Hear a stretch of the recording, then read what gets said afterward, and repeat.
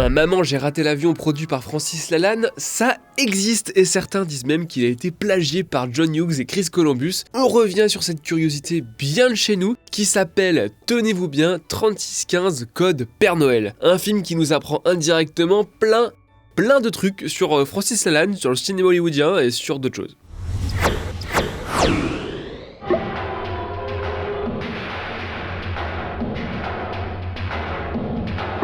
C'est l'histoire d'un gamin qu'on oublie chez lui et qui doit se défendre de criminels en se transformant en mini Rambo. Ce pitch, vous le connaissez, c'est celui de Home Alone, aka Maman j'ai raté l'avion en France, grand classique du film de Noël qui va probablement passer en boucle sur Sister ou je sais pas où, les 2 dernières semaines de décembre. Mais c'est aussi celui de ce film, 3615 Code Père Noël. Le film. Qui ne risque pas de passer sur la moindre chaîne de la TNT ou alors sur RTL 9 très tard. Vous n'avez peut-être pas entendu parler de 3615 Code Père Noël et de son titre qui renvoie aux plus belles heures de l'informatique grand public. Pourtant, il raconte peu ou prou la même chose que le méga succès de Chris Columbus. 1 an auparavant, et en beaucoup moins hollywoodien on va dire. Et ça les amis, c'est grâce au Lalanne. Pas à Francis Lalanne, enfin pas seulement à Francis Lalanne, mais aussi grâce à ses frangins, dont notamment René Lalanne, connu professionnellement sous le nom René Manzor. Dans L'écran fantastique, il dit même que c'est lui qui a dissuadé son frère de devenir professeur de lettres pour se consacrer à la musique. C'est donc à lui qu'on doit la carrière de Francis Lalanne. Merci. Quelques années plus tard, après plusieurs courts-métrages, René Manzor passe au long, et c'est donc grâce à Francis, qui a évidemment des connaissances bien placées, qu'il s'octroie les services d'Alain fucking Delon, pour un film qui est déjà une sacrée curiosité. Ça s'appelle Le Passage, et je dirais pas que c'est nul, mais c'est sans conteste original. D'autant qu'il s'agit d'un film fantastique, donc une véritable anomalie au beau milieu des années 80. Mais contre toute attente, c'est un succès, avec quasiment 2 millions d'entrées, et ouais, il faut dire qu'il a 2 arguments de poids. Alain Delon donc, le plus beau, le plus fort, le plus incroyable, mais aussi ceci. Une balade qui redéfinit le concept de chanson sirupeuse et qui est signée Francis Lalanne donc. On se retrouvera probablement son plus gros succès, c'était pour ce film. Je vous conseille la section commentaires du clip sur YouTube, c'est un voyage. C'est donc un véritable défilé de Lalanne qui profite de ce carton, puisque Jean-Félix Lalanne, 3e frangin et compositeur de la musique, et Alain Mussy, le gamin du film, n'est autre que Alain Lalanne, fils de René Manzor, et donc voilà, c'est que des Lalanne. Après une période où il monte des bandes d'annonces, René Manzor se lance dans son 2e film, 3615 Code Père Noël, avec l'argent qui lui reste du passage, toujours Jean-Félix Lalanne à la musique, Francis Lalanne à la production, d'où ce magnifique premier carton, et Alain Mussy dans le rôle principal du gosse. Le casting est assez hétéroclite, avec Louis Ducreux, vu chez Tavernier, Brigitte Fossé, vue dans Les Valseuses, Un mauvais fils, ou encore La Boum, et surtout Patrick Floresheim, très célèbre pour son travail de doublage. Salut les louveteaux, et rappelez-vous, le mercredi, c'est le jour de la malaria.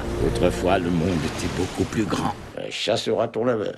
Mais qui avait aussi une carrière de second couteau et qui incarne ici un cinglé meurtrier déguisé en Père Noël qui empale le clébard du jeune héros dont il cerne la maison le soir du réveillon. Oui, vous pouvez oublier l'esprit de Noël et les bons sentiments de Maman j'ai raté l'avion. Depuis Le Passage, René Manzor n'a pas changé. Il aime toujours autant le cinéma fantastique, inquiétant, notamment Franju, grand représentant du genre en France. Sauf que là, il a pas notre Alain Delon national pour faire passer la pilule, ni un hit taillé pour nourrir la playlist Chéri FM des 20 prochaines années.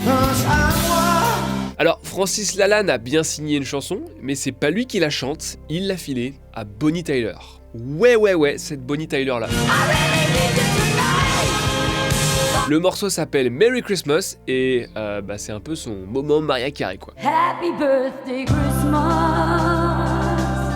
Mais quand même, on vit dans une dimension du multivers où Francis Lalanne a composé une chanson de Noël pour Bonnie Tyler pour la BO d'un film qui s'appelle 3615 Code Père Noël. Lenny avait raison, c'est le meilleur des mondes possibles. Enfin, presque le meilleur, sinon Écran Large aurait assez d'argent pour survivre jusqu'à Noël 2026. En l'état, on a besoin de votre soutien qui peut prendre la forme d'un abonnement à cette chaîne ou encore mieux d'un abonnement sur le site où vous retrouverez plusieurs contenus exclusifs et notamment le dossier dont est tirée cette vidéo. 600 personnes s'abonnent après cette vidéo, je vote Francis Lalanne aux prochaines élections.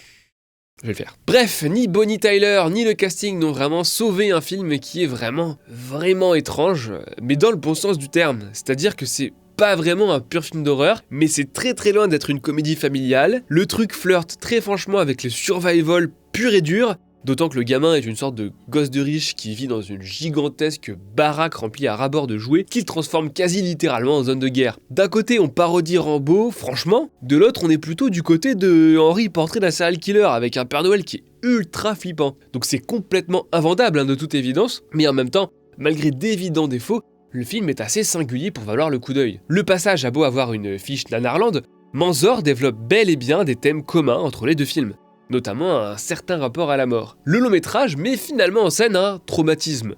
Le traumatisme d'un gamin pourri gâté qui vit dans le jeu et qui se prend la vérité en plein dans la gueule quand le Père Noël qu'il voulait tant voir, se trouve être un maniaque. Une idée de trauma qui perdure jusqu'à la toute dernière scène, qui ne laisse pas trop de doute sur le nombre d'années de thérapie qui attendent le jeune Thomas. Et c'est vraiment ça le thème du film, une sortie des illusions par la violence et la nécessité d'un enfant de lui-même recourir à la violence avec ses propres outils, donc ses jouets, quand il est pour la première fois confronté au monde réel. En poussant un peu le truc, on pourrait même y voir une critique de l'ambiance joyeuse et consumériste de la période de Noël qui éloigne chaque année un peu plus les enfants d'une réalité qu'ils ont pris l'habitude de fuir et à laquelle ils vont forcément devoir s'adapter dans le futur. D'où ce décor délirant qui enfouit le jeune héros sous des hexatones de jouets bien à l'abri du monde extérieur. Bon après, c'est peut-être moi qui affabule, mais toujours est-il que c'est un film kamikaze, complètement à part dans l'industrie française de l'époque. Il fait d'ailleurs l'ouverture du festival du film fantastique d'Avoriaz, où les seuls autres représentants français sont Adrénaline, une compilation de courts-métrages, le très oublié Tom et Lola, et Baby Blood, véritable prototype d'horreur française qui mériterait une vidéo à part entière au passage. Vraiment, 3615 Code Père Noël est à contre-courant et il n'a eu qu'une sortie donc très limitée. Il aurait pu être oublié si Maman j'ai raté l'avion n'était pas sorti.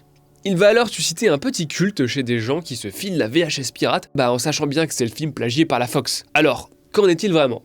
Vous reconnaîtrez que les similitudes sont quand même troublantes. Alors dans 3615, le jeune Thomas n'est pas oublié par ses parents, il est juste laissé seul avec son grand-père diabétique, et il n'a pas la visite de cambrioleur un peu gaffeur, mais d'un Père Noël psychopathe. Mais le principe est globalement le même. En termes de temporalité, le film de Manzor est sorti en janvier 90 en France. Maman j'ai raté l'avion le 19 décembre 90. Sur le papier c'est un peu short, mais il faut bien dire qu'il est sorti plus d'1 an après son tournage, qui a débuté en octobre 88. Plus louche encore, il s'est mis en quête de distributeur en 89, et donc il a été projeté au marché de Cannes 89, donc à l'été 89. Et Maman j'ai raté l'avion a été tourné entre février et mai 1990. Dans Time, le scénariste John Hughes avait raconté comment il avait eu l'idée de Maman j'ai raté l'avion. Il dit qu'il allait en vacances et qu'il a fait une liste de tout ce qu'il ne voulait pas oublier, et il s'est dit purée, faut pas que j'oublie mon gosse. Il a alors écrit un traitement de 8 pages qu'il a fini par transformer en scénario, puis qu'il a fini par produire.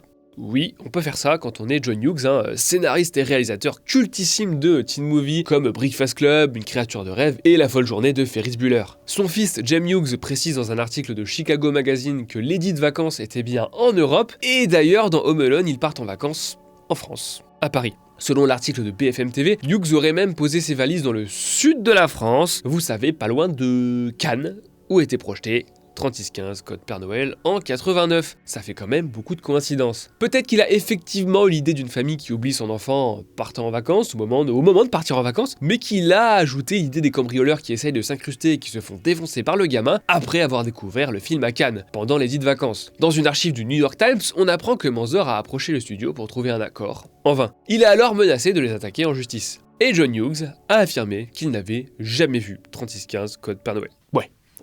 Je sais pas. 3615 a été ce qu'on appelle aux États-Unis un rip-off, c'est-à-dire c'est quand on vole une idée, qu'on en fait autre chose.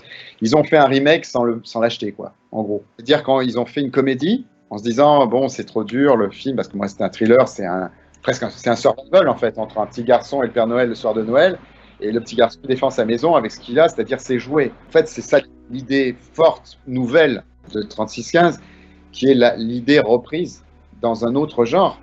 S'ils avaient fait un remake de 3615, ils auraient fait Maman j'ai raté l'avion.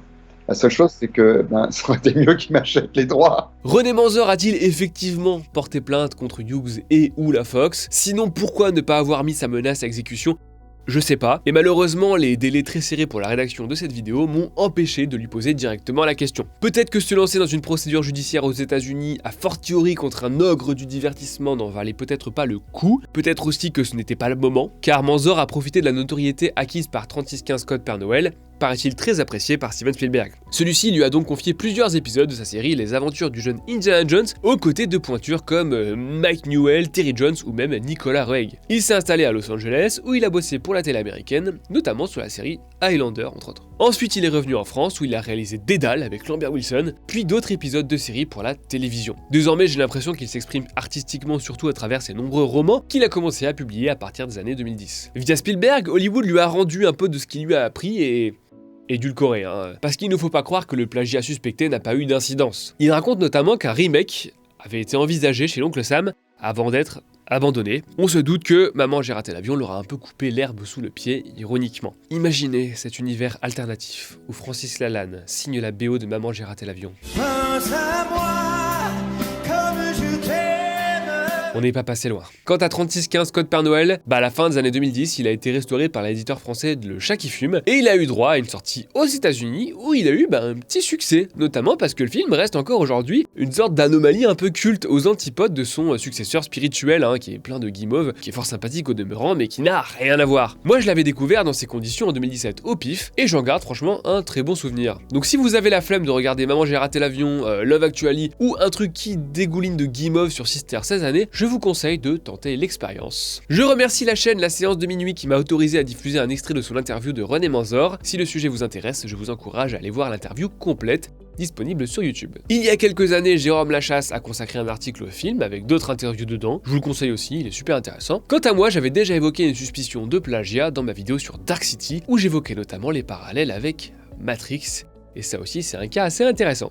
Salut! Stop!